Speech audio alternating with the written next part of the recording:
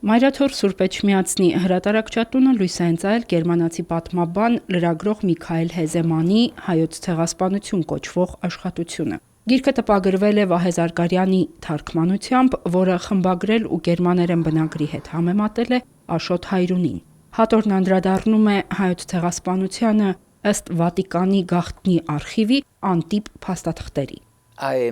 Got a permission in 2008 to work in the Vatican archives. Ես 2008 թվականին թույլտվություն ստացա ուսումնասիրել Վատիկանի արխիվները։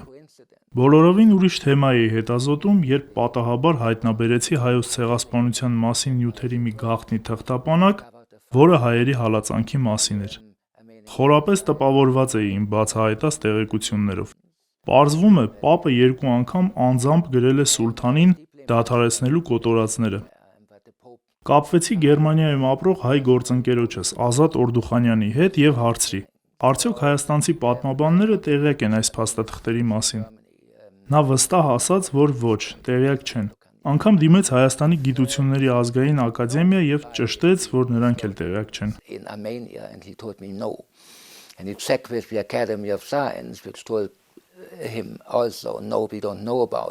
Ես նրան հարցրի, արդյոք իրեն հետաքրքրում են այդ փաստաթղթերը, թե չէ։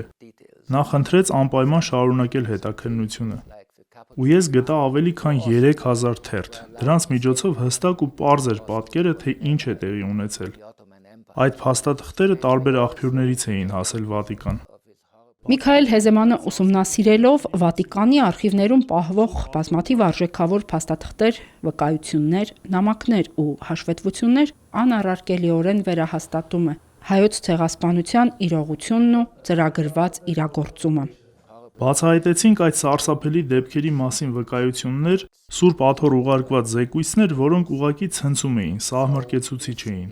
Այդ տեղեկույթը հրապարակվեց իմ գրքում 2015 թվականին Գերմանիայում, եւ դրանց հիման վրա Գերմանիայի խորհրդարանը ճանաչեց այդ դեպքերը իբրև ցեղասպանություն։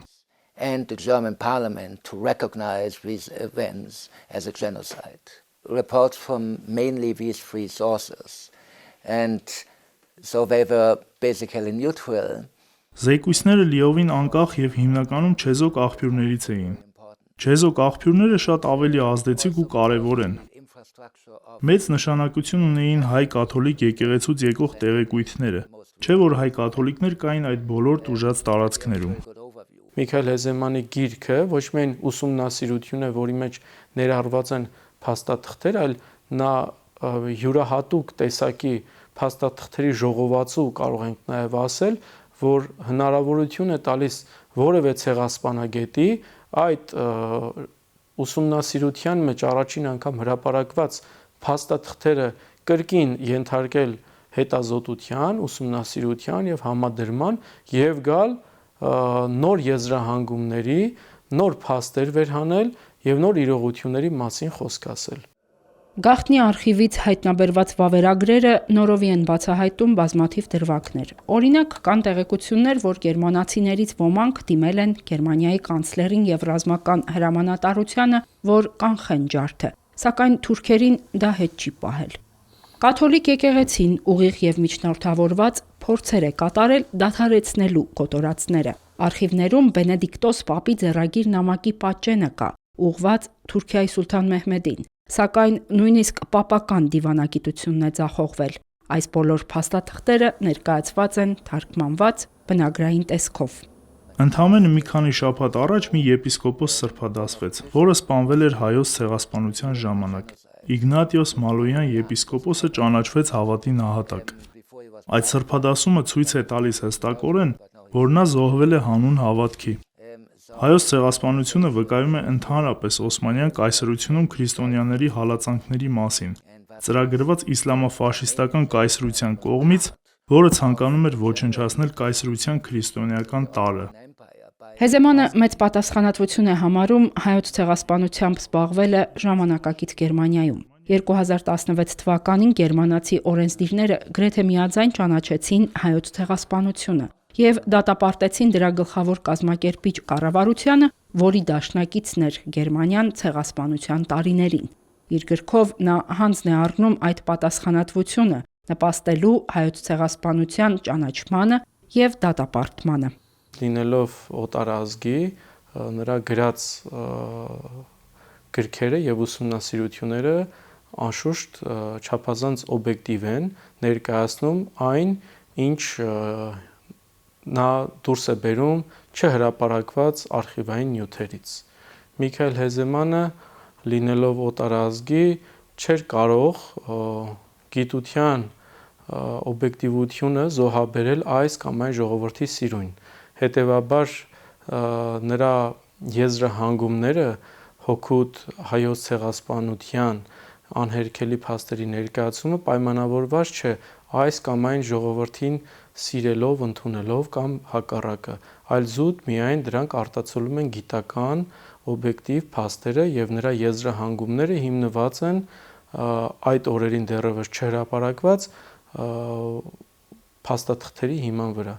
Գրքում այդ հանգամանալից տեղեկությունները կաթոլիկ սկզբնաղբյուրների շնորհիվ են։ Մի վավերագրում ֆրանցիսկյան հայրը վկայում է մահերթի մասին, որը տեսել է սեփական աչքերով, սարսափելի մանրամասներով նկարագրելով մղձավանջային տեսարաններ, սովամահ, տանջամահ եղած մարդկանց բազմություն, ցավից, սովից ու սարսափից խելագարված ու հյուծված ժողովուրդ, դիերով պատված անապատներ։ Հիշատակվում են տարբեր հոգևորականների անուններ, թե ովքեր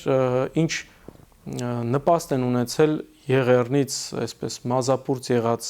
հայությանը օգնելու, ինչ հոգևորականներ են ցեղասպանվել, ինչ եկեղեցիներ են թալանվել կամ հայ առաքելական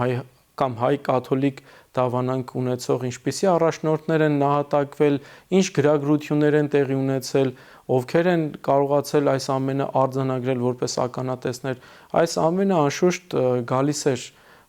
համակարգված կերպով Հռոմ եւ անշուշտ Հռոմում տեղյակ էին, թե իսկապես ինչ է տեղի ունեցել կամ ինչ է տեղի ունենում այդ օրերին